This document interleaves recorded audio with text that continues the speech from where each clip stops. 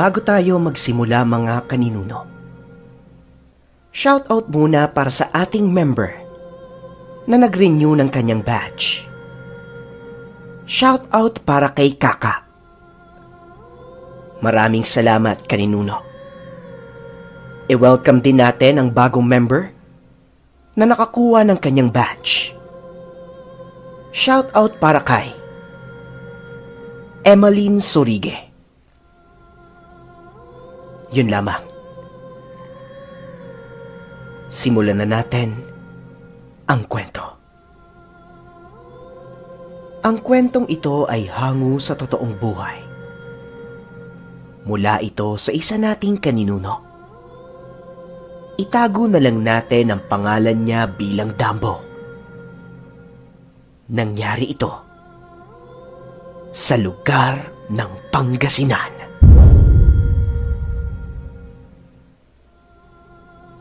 Ay, naku. Nakakapagod naman. Kakapasok ko lang, gutom na ako. Inubos ko na nga yung tinapay sa bahay eh. Tapos, paulit-ulit pa yung ginagawa dito. Sudsud, hakot. Sudsud, hakot. Tapos maglalagay na naman tayo ng salt water. Ayos lang yan, Dambo. Pangatlong araw mo pa lang kasi dito. Pero pagtagal, masasanay ka na din sa ginagawa natin. Sige na, sudsud lang ng sudsud para umusad tayo at matapos. Kilala ang lugar ng Pangasinan sa pinakamalaking producer ng asin sa ating bansa. Dito makikita ang Pacific Farm Incorporated. Ekta-ektaryang lupa para sa paggawa ng asin ang makikita dito. At talaga namang dapat ipagmalaki ng bawat Pilipino. Ang proseso ng paggawa ng asin. Meron tayong tinatawag na salt bed at salt water.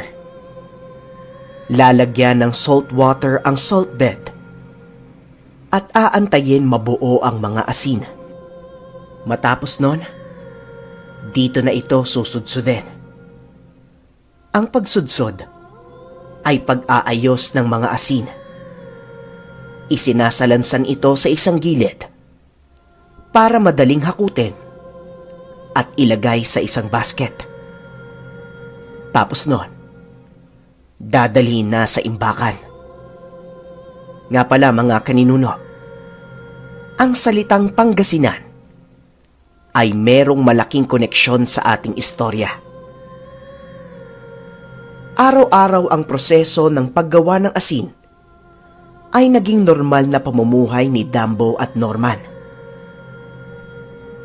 Si Dambo ay isang malaking tao, matangkad at mataba.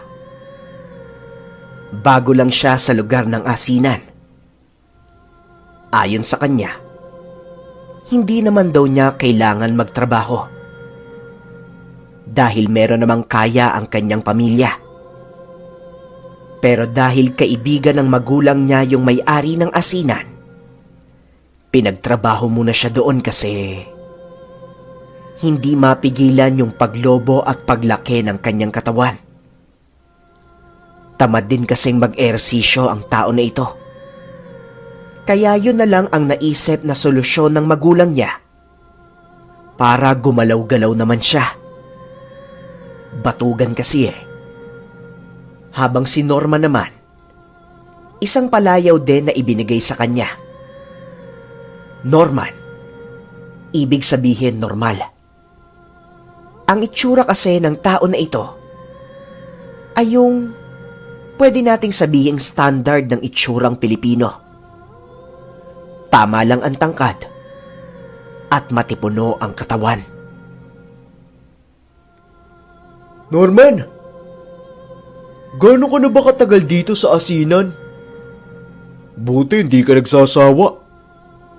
Sa itsura mong yan, kaya mo pang makakuha ng mas magandang trabaho eh.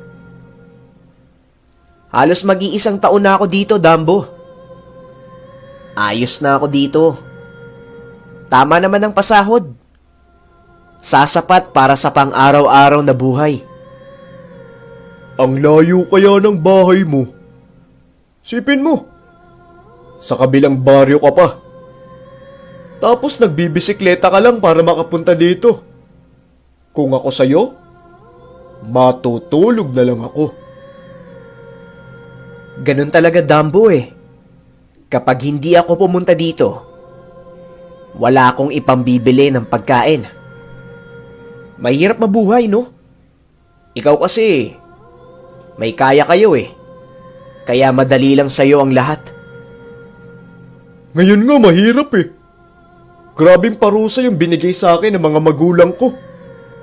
Sipin mo ba naman? Kailangan ko pang magtrabaho dito para lang mag-ehersisyo. Ay, gutom na ako. Ayos lang yan, Dumbo. Para din naman sa'yo yung gusto nila. Para sa kalusugan mo. Sipin mo ha. Ginagalaw mo lang yung katawan mo, tapos meron ka pang sahod. Hindi tulad nung sa bahay ka lang mag-ehersisyo. Walang bayad sa'yo. At least dito, marami kang nakukuha. Ehersisyo, pera, magandang kalusugan. Diba? Pwede no. Sabagay. Uy, Dumbo, ano bang ginagawa mo dyan? Bakit sa isang pwesto ka lang nagsusudsod? Hindi ka gumagalaw dyan, oh. Wala ka na tuloy masudsod dyan. Ay, pasensya ka na. Gutom na kasi. Sa isang pwesto, halos tumatagal sila ng oras bago tuluyang mahakot ang lahat ng asin. Matapos nun, babalik uli sa pinakaunang proseso, yung paglagay ng salt water doon sa salt bed. Maswerte itong si Dumbo kasi doon siya napunta sa lugar ni Norman. Mabait kasi talaga yung tao na yon. Siya ang pinakamasipag sa lahat ng tao sa asinan. Walang reklamo kahit sa anong utos sa kanya. At kapag natapos niya yung pwesto niya, kaagad siyang tumutulong sa iba. Lalong-lalo na doon sa matatanda. Kaya naman lahat ng tao doon, talagang nakakasundo niya. Ay, buti naman natapos na din tayo. Bakit pa kasi sinamahan kitang tumulong sa iba? Triple tuloy yung pagod ko. Salamat, Dumbo, ha? Buti na lang tumulong ka. Norman, Dumbo, maraming salamat sa tulong kanina ha. Mabilis akong natapos dahil sa inyo. Ay, nga pala Norman, naroon yung nanay mo sa kanto. Inaantay ka. Sandali lang, Dumbo, ha? Puntahan ko lang ang nanay. Babalik ako dito para meron kang kasabay palabas mamaya. Ilang minuto din ang itinagal ni Norman bago nakabalik. Kahit meron siyang gamit na bike, medyo malayo talaga yung kanto doon sa asinan. Pagkabalik niya naman, ang layo nun ah. Sana pumunta na lang yung nanay mo dito. ayos lang yon, Dumbo. Ganun talaga. Tara na. Sabay na tayo palabas ng asinan.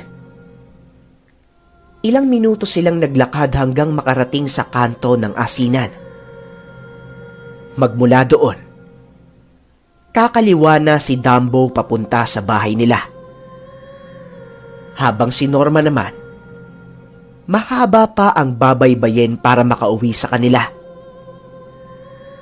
Nung mag-isa na lang si Dumbo, meron siyang nakasalubong na isang matandang lalaki. Malayo pa lang, nakatitig na yon sa kanya. Hindi naman yon matignan ng diretsyo ni Dumbo. Kasi mahiyain talaga ang tao na to. Pero ang pinagtataka niya, hindi umaalis ng titig sa kanya yung matandang lalaki. Halos hindi na nga yun tumitingin sa nilalakaran niya. Basta, nakatitig lang sa kanya. Sa utak naman ni Dumbo, Bakit kaya nakatingin sa akin to? Wala naman akong ginagawang masama sa kanya. Ang weirdo. papalapit ng papalapit yung lalaki sa kanya. At pansin ni Dumbo, nabigla din sumama yung titig nun. Lumipat siya sa kabilang parte ng kalye para hindi sila magkasalubong. Pero pagtapak pa lang niya ng paa, sabay silang gumalaw nung lalaki. Kahit sa paglipat niya, sinusundan pa rin siya at talagang sasalubungin. Kinabahan na si Dumbo ng oras na ito. Kaya minabuti niya munang huminto. Kasi ang weirdo talaga nung itsura. Pero yung matandang lalaki, patuloy pa rin sa paglalakad habang nakatitig sa kanya ng masama. Susubukan niya sanang bumalik at tumakbo pero pagkatalikod niya, merong matandang babae sa likuran niya. Biglang nakaramdam si Dumbo ng paghawak sa likuran niya. Sobrang tulis ng kuko nun at unti-unting bumabaon sa kanyang balat. Naroon na pala yung matandang lalaki. Habang yung babae naman, nilalapit yung mukha niya kay Dumbo. Inaamoy-amoy siya nito. Tinaas ni Dumbo yung kamay niya kasi kadiri yung itsura ng matandang babae. Saka, ang baho kasi nung amoy nun. Parang malansang isda. Sumakto naman na merong tira-tirang asin sa kamay ni Dumbo. Biglang tumakbo yung dalawa papalayo sa kanya. Tumitig ito ng masama ng panandalian at nagpatuloy na rin sa paglalakad. Ang weirdo nun ah. Nung problema ng mga yun. Mga baliw ata. Ay! Ang dumi pala ng bulsa ko ano. May mga tira-tirang asin. Kinabukasan ng araw na yon, habang naglalakad si Dumbo papunta sa asinan, nakita niya si Norman na merong kausap sa kanto. Merong suot na belo at nakatakip yung mukha ng kausap niya. Kaagad naman yung tinawag ni Dumbo.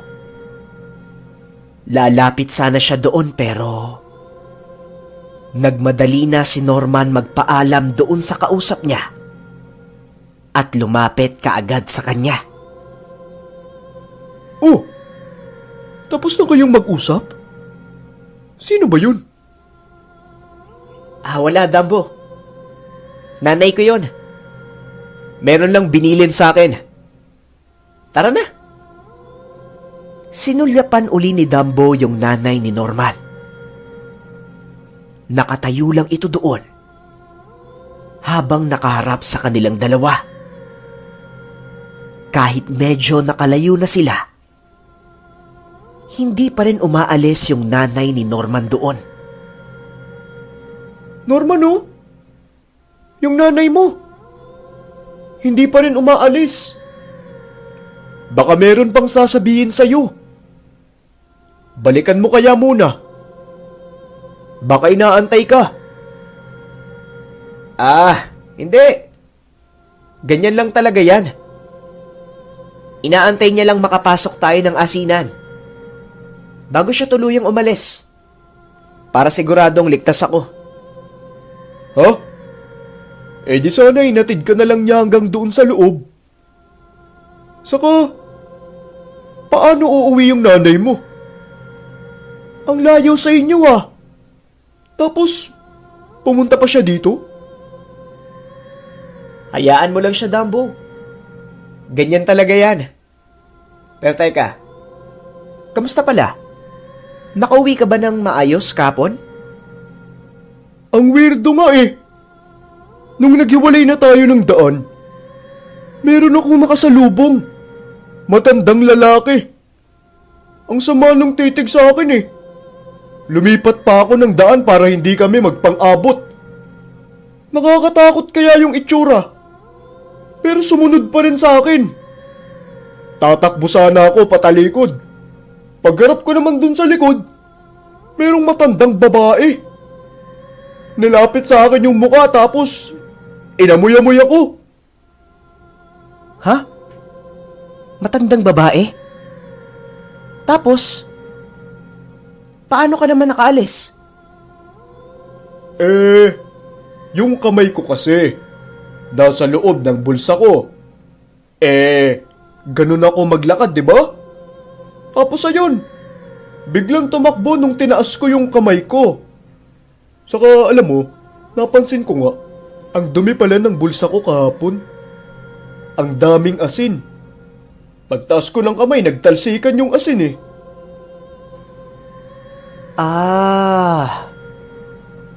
Buti naman kung ganun. Ikaw naman kasi. Kada hakot mo, lagay ka ng lagay ng kamay mo sa bulsa. Siyempre mapupunta yung ibang asin doon. Pero ayos lang yan, Dumbo. Mas maigi yon. Maglagay ka ng asin sa bulsa. Pangontra yon sa aswang. Aswang? Naniniwala ka ba doon? Pero, di ba bali-balita na meron daw nagkalat na aswang doon sa baryo nyo? Pero dito naman sa amin, wala. Siyempre, andito yung asinan eh. Totoo pala yun, no? Pangontra sa kanila? Sa pagkakaalam ko, oo. Takot daw sila doon eh. Kaya mabuti yun. Kada uuwi ka, maglagay ka na lang ng asin sa bulsa mo. Siguro, aswang yung dalawang matanda kahapon. Kasi, nung tumalsik yung mga asin sa kamay ko, bigla silang tumakbo papalayo. Ang sama pa ng titig sa akin.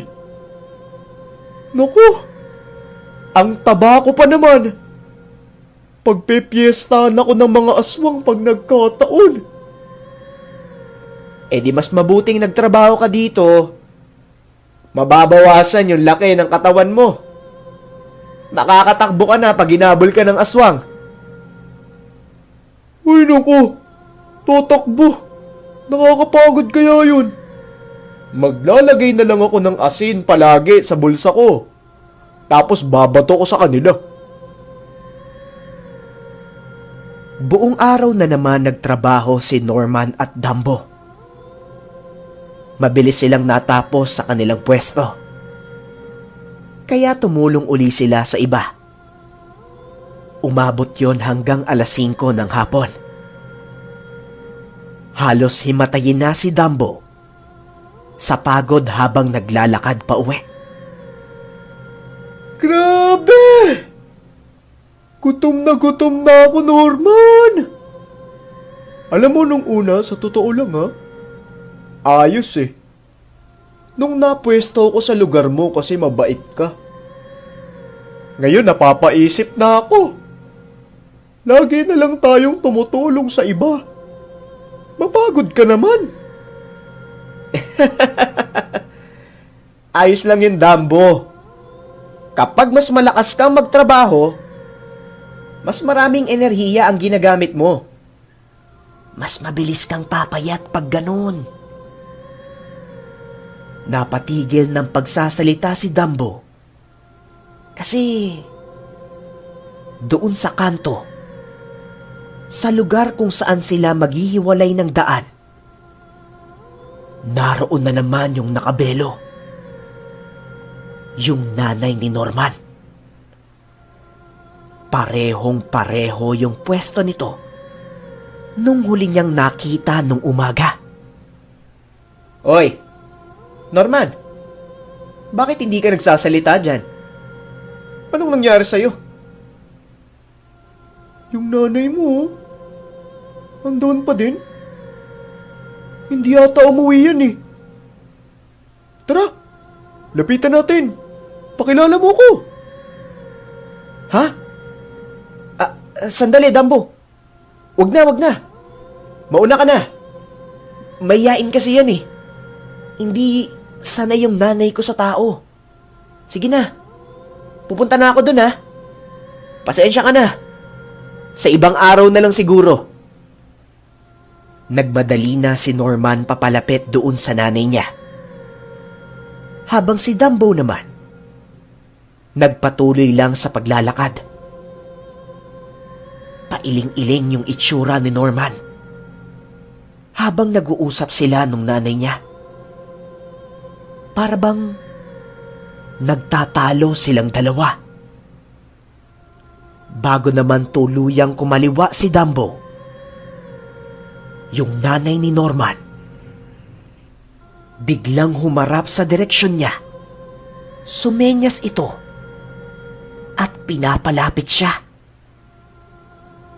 Pero si Norman, ibinaba yung kamay ng nanay niya at sinabing tumuloy na lang sa paglalakad si Dambo.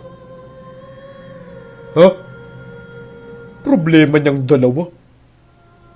Weirdo. Bahala kayo dyan. Uwi na ako. Teka. Baka nandito na naman yung matandang lalaki sa kababae ah. Silipin ko nga muna. Wala naman. Mukhang malinis. Mukhang walang tao. Bibilisan ko na lang yung paglalakad. Tatakot ako eh. Nang makarating sa gitna si Dambo, biglang merong kumaluskos sa gilid niya. Napaatras si Dambo doon. Ramdam na ramdam niya na merong humawak sa likuran niya. Paglingon niya doon. Oh! Kalma! Anyari sa'yo, Dambo? Para kang nakakita ng masamang espiritu dyan ah. Hatid na kita. Mamaya kung ano na naman yung makasalubong mo dito eh. Saan mo ba nakita yung matanda? Dito ba? Diyos ko naman, Norman! Gugulatin mo ako sa takot eh. Ayan! Dito mismo! Akala ko nga andyan na naman eh. Bakit pala ako tinatawag ng nanay mo kanina? Anong meron? Kala ko ba mahihain yun? Wala yun. Huwag mo na isipin, ganun lang talaga yun. Minsan nagbabago yung ugali. Hayaan mo na. Eh bakit naman parang nag-aaway kayong dalawa? Kasi ang sabi ko kasi, wag na siya palaging pumunta doon sa asinan. Ang layo kasi ng binabaybay niya eh. Ayun, ganun. Pero teka, saan ba dito yung sa inyo? Malayo pa ba? Hindi. Ayan na yung sa amin oh. Malapit na ako dito. Kaunting lakad na lang. Sige na. Umuwi ka na, Norman. Malayo ka pa. Habulin mo yung nanay mo, baka maabutan mo pa. Ingat kayo ha. Pagkarating ni Dumbo sa bahay niya, walang tao doon. Nag-iwan lang ng sulat yung nanay at tatay niya. May aasikasuhin daw. At bukas pa makakauwi. Ayon sa sulat, nag-iwan sila ng makakain sa ref. Iinitin na lang. Wala namang problema yon kay Dumbo. Ang mahalaga sa kanya, merong pagkain. Wala nang pagdadalawang isip. Kaagad ininit ni Dumbo yung pagkain. Kala ko ba gusto nila akong pumayat? Pero bakit ang dami nitong pagkain? Pang 3 tao to ah. Bola kayo dyan. Uubusin ko to. Habang kumakain, nanood muna ng telebisyon si Dumbo. 7:00 na ng gabi. Maya-maya pa, nakarinig siya ng katok sa pintuan. Ang buong akala niya magulang niya yon. Pero pagbukas niya, wala namang tao. Tanging malamig na hangin lang ang sumalubong sa kanya. Kaagad niyang sinara yung pintuan kasi matatakotin ang tao na ito. Pagbalik niya naman ng tingin sa loob ng bahay, iba na yung pakiramdam. Nakakakilabot at merong kaunting lamig. Dahan-dahan ding nagbago yung amoy ng buong paligid. Amoy malansang isda. Kahit matakaw si Dumbo, nawala yung gana niya dahil sa amoy. Kaya ilalagay niya muna sa ref yung pagkain para babalikan na lang. Pagkarating niya naman doon sa may sala, biglang sumara yung pintuan sa banyo. Ang akala niya hinangin lang kasi nakabukas yung bintana doon. Hanggang sa eto na naman. Merong kumakatok sa pintuan nila. Pero ngayon, mabagal lang yung pagkatok. At sobrang baho na ng buong paligid. Habang lumalapit si Dumbo sa pintuan, palakas din ng palakas yung amoy. Bago niya tuluyang buksan yung doorknob, nagkaroon siya ng masamang pakiramdam na wag niyang bubuksan yon. Nahinto lang si Dumbo doon. Sunod-sunod na katok sa pintuan ang narinig niya. Na tila ba sisirain na. Sino yan? Magpakilala ka. Hindi ko bubuksan yung pinto kapag hindi mo sinabi yung pangalan mo. Bigla namang tumahimik pagtapos nun. Sinubukang silipin ni Dumbo sa bintana. Mabuti na lang, nakasara yon at merong nakaharang na kurtina. Gumawa lang siya ng kaunting butas doon at sumilip. Wala namang tao sa harapan ng pintuan nila. Hanggang sa isang palad ang humampas doon sa bintana. Yung itsura nun, naaagnas na. Napatalon si Dumbo dahil sa gulat. Sino ba kayo? Huwag nga kayong ganyan!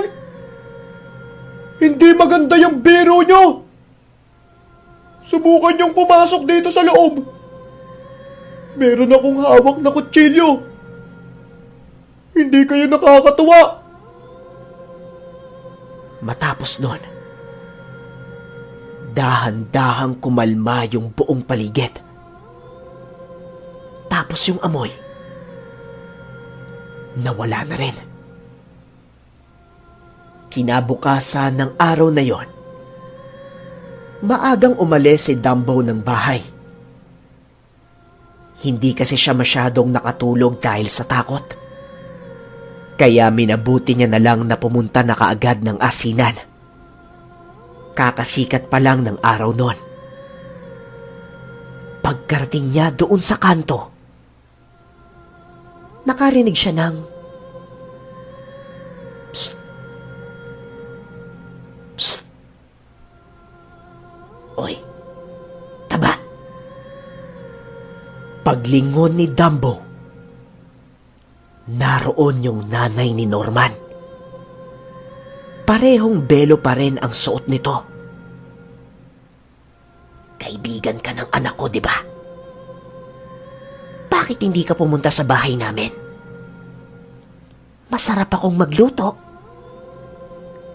Baka gusto mong subukan. Mahilig kang kumain, di ba? Opo. Mahilig po. Pwede naman po akong pumunta. Kung ayos lang po kay Norman. Huwag kang mag-alala. Ayos lang yun. Kaarawan niya bukas. Pumunta ka. Huwag mo na lang sasabihin sa kanya. Sosorpresahin natin sana siya eh. Huwag ka nang tumanggi. Bukas, babalikan kita dito. Tanghali. Mauna ka nang umuwi sa kanya. Tapos antayin na lang natin siya sa bahay. Ayos ba? Ha? Dahan-dahang lumalapit yung nanay ni Norman sa kanya. Amoy na amoy ni Dumbo yung lansa. Lansa na para bang galing sa patay na isda. Hanggang sa... Nay! Ano ba yan? Sabi ko sa inyo, wag niyong didikitan yung kaibigan ko eh. Sige na, Dumbo. Mauna ka na. Susunod na lang ako. Ano kasi? Pero Norman... Sige na. Umalis ka na. Susunod na lang ako. Unang beses makita ni Dumbo na ganon yung itsura ni Norman. Galit na galit. Kaya minabuti niya na lang na umalis. Maya-maya pa, dumating na rin si Norman sa pwesto nila sa asinan. Dumbo, pasensya ka na kung nasigawan kita kanina ha. Yung nanay ko kasi eh. Ano bang sinabi niya sa'yo? Wala naman. Kinamusta ka lang niya kung ayos ka ba dito. Ganun lang. Wala naman siyang sinabing kung ano. Sigurado ka? Wala siyang sinabing kung ano ha? Hindi ka niya niyaya na pumunta sa bahay namin? Hindi. Wala naman siyang sinabi. Basta nangamusta lang talaga siya. Ganun ba? Sige. May tiwala naman ako sa iyo eh. Pasensya ka na uli ah. Sige na, ayos lang yun. Tara. Trabaho na lang tayo.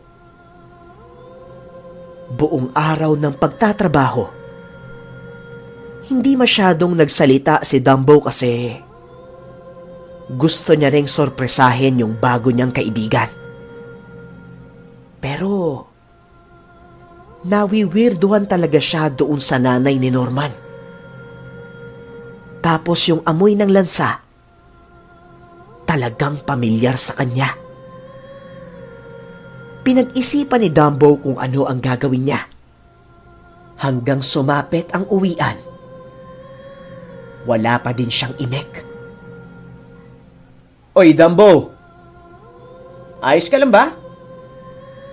Ano na? Ang tahimik mo ah. Huh? Wala. Huwag mo akong isipin. Nagugutom lang ako. Sige na. Uwi na ako ha. Kita na lang ulit tayo bukas. Kinabukasan ng araw na yon, bago magtanghalian, nagpaalam na si Dumbo kay Norman. Uy, Norman. Uwi na ako ha. Meron lang kaming aasikasuhin sa bahay. Yung nanay ko kasi, nagpapatulong. Ganun ba? O sige, hatid na kita sa kanto. Tara.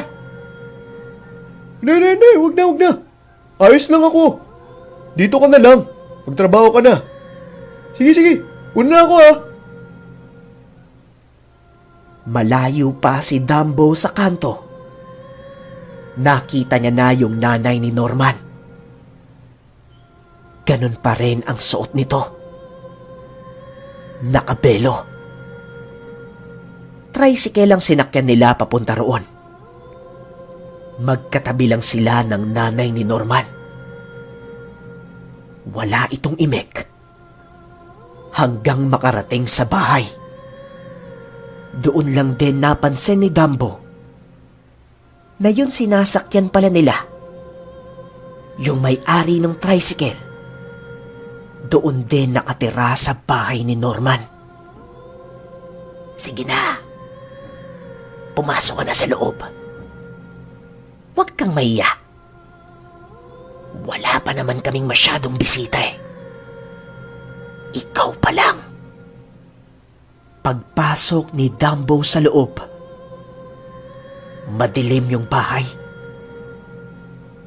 Yung mga bintana, merong takip. Halika, doon tayo sa may kusina. Kumain ka muna. Matagal pa namang uuwi si Norman. Puro recados lang ang nakita ni Dumbo doon. Wala pang karne. Biglang merong nagsalita sa likuran niya. Makikiraan. Paglingon niya, yung matandang lalaki na nakasalubong niya nung nakaraang araw, naroon. Tumingin lang ito sandali sa kanya, tapos dumiretso ng kusina habang hawak-hawak yung itak. Napalunok ng malalim si Dumbo. Hindi pa nagtatanggal ng belo yung nanay ni Norman. Ang nasa isip niya, baka yun yung matandang babae. Halika na dito. Umupo ka na. Dalan mo kami ng pagkain dito. Baka nagugutom yung bisita natin. Hindi nakapagsalita si Dumbo sa inilagay sa mesa. Kasi hilaw na karne yun. Hindi niya malaman kung karne ba yun ng baboy o baka kasi nakahiwa na ng pira-piraso. Nakatitig lang yung matandang lalaki sa kanya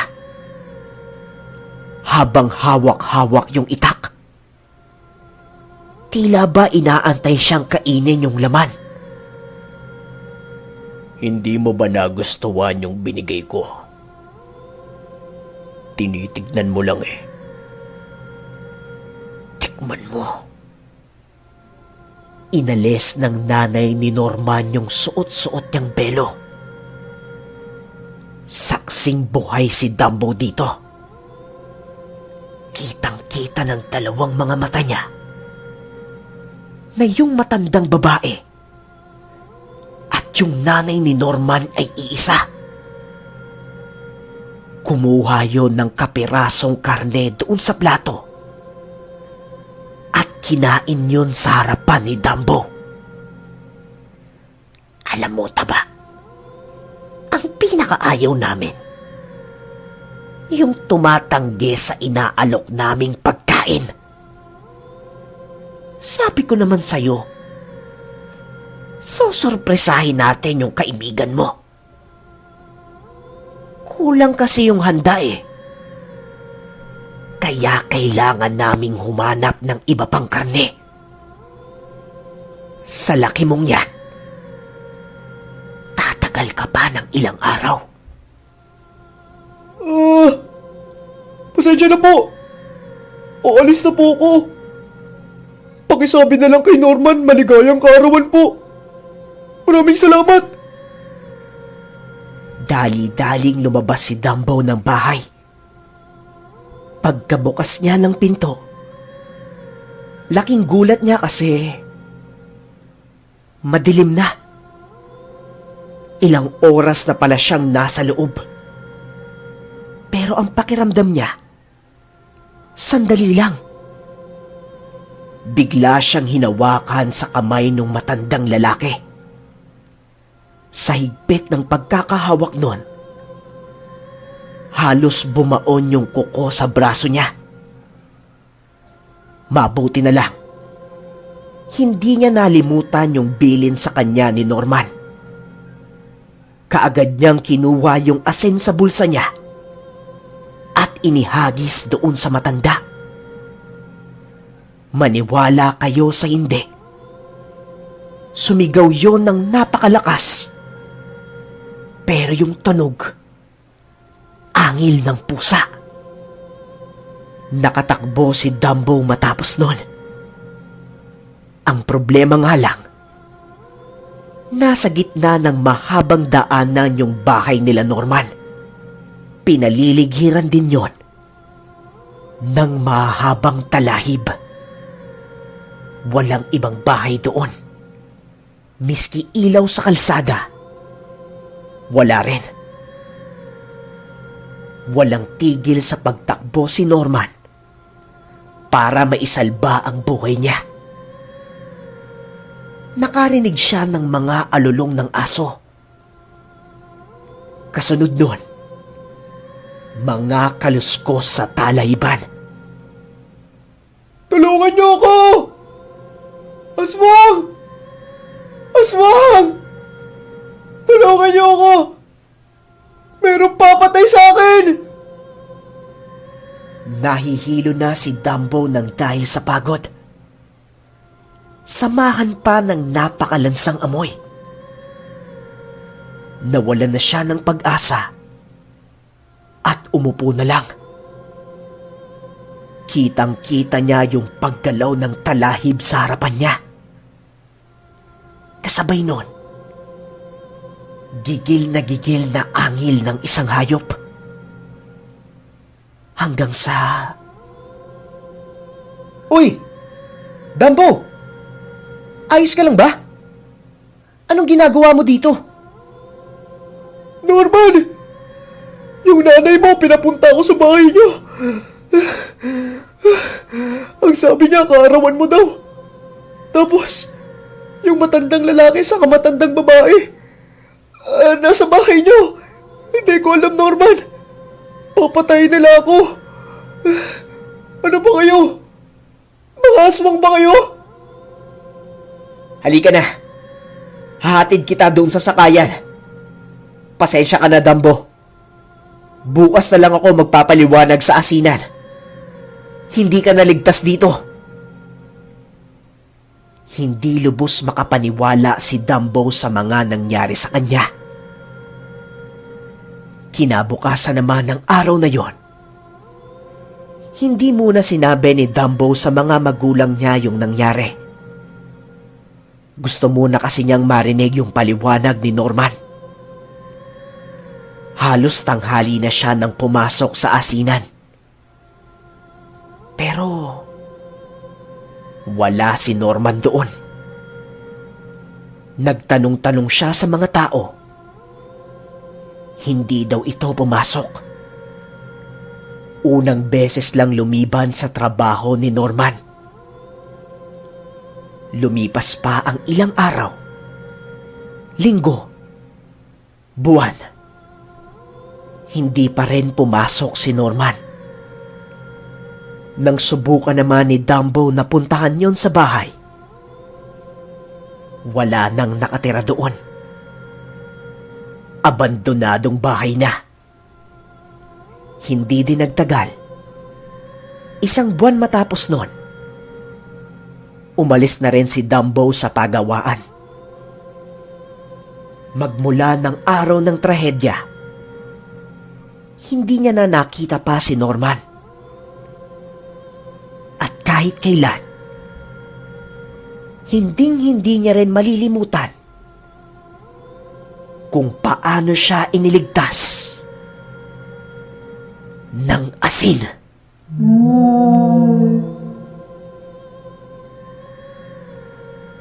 Pansin niyo mga kaninuno, mahaba yung kwento natin ngayon. Sinadya ko talagang ganyan, para hindi na kayo nabibitin sa kwento. Gusto ko lang din malaman yung komento ninyo patungkol sa upload natin kapag ganito kahaba. Mas maganda ba yung ganito? O mas okay sa inyo yung 20 minutes lang? Sana magkomento kayo mga kaninuno. Mga bagay na pwede nating matutunan sa kwento. Una kasi yung karakter ni Dumbo, ito yung klase ng taong merong kaya sa buhay. Yung tipong nakakakain ng higit sa 3 beses sa isang araw. Bagay na wala yung karamihan. Bagay na wala si Norman. Pero kahit na ganon, kitang-kita naman kay Norman yung pagiging mabuting tao at matulungin sa iba.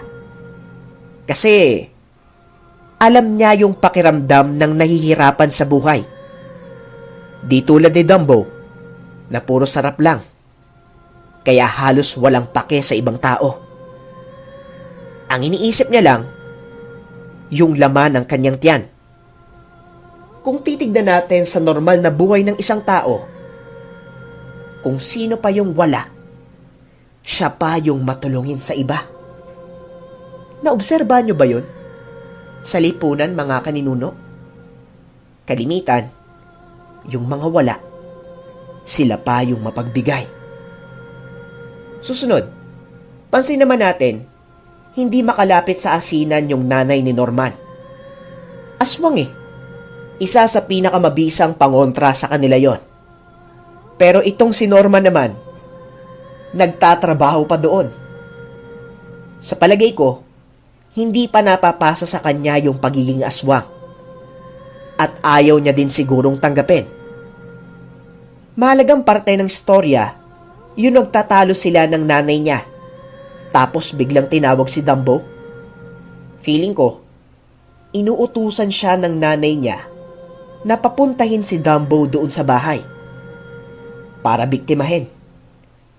Pero itong Norman, ayaw tanggapin. Kasi kaibigan niya si Dumbo eh. Kaso, magaling yung nanay. Siya na mismo yung gumawa ng paraan. Mabuti na lang, merong mabait na kaibigan itong si Dumbo at tinulungan siya. Yun lamang mga kaninuno. Naway nagustuhan ninyo ang ating istorya. Huwag kalimutang mag-like, share, at subscribe kung nagustuhan ninyo. Ang tanong sa video na ito, anong koneksyon ng Pangasinan sa kwento? Take note ha. Pangasinan. Pangasinan. Pwede nyong i-search mga kaninuno. Ang tamang sagot, merong libreng shoutout sa akin. Lagi lamang nating tandaan, ang masyadong paniniwala sa supernatural ay ginagawa tayong ignorante. Ngunit ang masyadong pagdepende sa siyensya at loika ay ginagawa tayong arugante. Hanggang sa muli. Bye! Maraming salamat sa mga comments na ito.